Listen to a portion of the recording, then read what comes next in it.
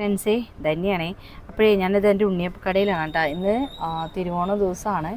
അപ്പോൾ പിന്നെ ഇന്ന് ആളുകൾ കുറച്ച് കുറവാണ്, എന്നാലും കുഴപ്പമില്ല. പിന്നെ ഇന്നൊരു കുറച്ച് ഉണ്ണിയപ്പം ബാക്കിയായിട്ടാ. അപ്പം ഞാൻ ആ ഉണ്ണിയപ്പം കൊണ്ട് ഇനി എത്ര സമയമായില്ല, ഇനി ഇവിടെ ഇരിക്കാനും പറ്റില്ല. ഒന്നാമത് ലൈറ്റ് ഇല്ല, നമ്മുടെ ഇതിൽ ഇത് വയറൊക്കെ കേട് വന്നിരിക്കുകയാണ്. ബാറ്ററി ഉണ്ട്, പക്ഷെ അത് ചാർജും ഇല്ല. അപ്പോൾ എന്തായാലും ഞാൻ ബാലൻസ് ആയ ഉണ്ണിയപ്പം ഇവിടെ ഇത്ര ഉണ്ണിയപ്പം ബാക്കിയായുണ്ട്. 2, 4, 6, 8, 10, 12, 13 അല്ലേ. 1, 2, 3, 4, 5, 6, 7, 8, 9, 10, 13 ഉണ്ണിയപ്പം ബാക്കിയായിട്ടുണ്ട്. അപ്പം ഞാൻ വിചാരിക്കുന്നത് എന്താ വെച്ചാൽ, നമ്മുടെ തിരുവോണത്തിന് ഓണപ്പരിപാടി ഉണ്ടായിരുന്നു. അപ്പോൾ ആ ഓണപ്പരിപാടിയൊന്നും എനിക്ക് എടുക്കാൻ പറ്റിയിട്ടില്ല.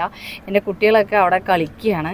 എന്നാൽ പിന്നെ കുറച്ച് നേരം അവിടെ പോയിട്ട് അവർക്ക് ഈ ഉണ്ണിയപ്പം കൊടുക്കാമല്ലോ എന്ന് വിചാരിച്ചിട്ട് ഇരിക്കുകയാണ് കേട്ടോ. എന്താ വെച്ചാൽ ഇനി അധികം നേരം ഇരുന്ന സമയം ഇത്രയായില്ലേ.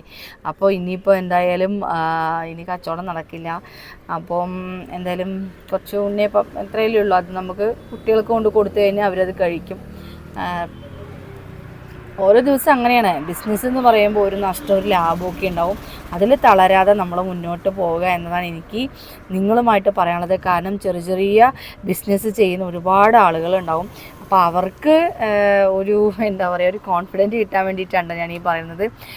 പല പ്രാവശ്യം ചിലപ്പോഴൊക്കെ പിന്നെ ഉണ്ണിയപ്പം പോവാത്ത ദിവസങ്ങളുണ്ടായിട്ടുണ്ട്, ചിലപ്പോൾ വിചാരിച്ച പോലെ കച്ചവടമാവാത്ത സമയങ്ങളുണ്ടായിട്ടുണ്ട്. എന്നാലും നമ്മൾ തളരാതെ മുന്നോട്ട് പോവണം. അതാണ് നമുക്ക് നമ്മുടെ കുടുംബത്തിന് അതായിരിക്കും നല്ലത്.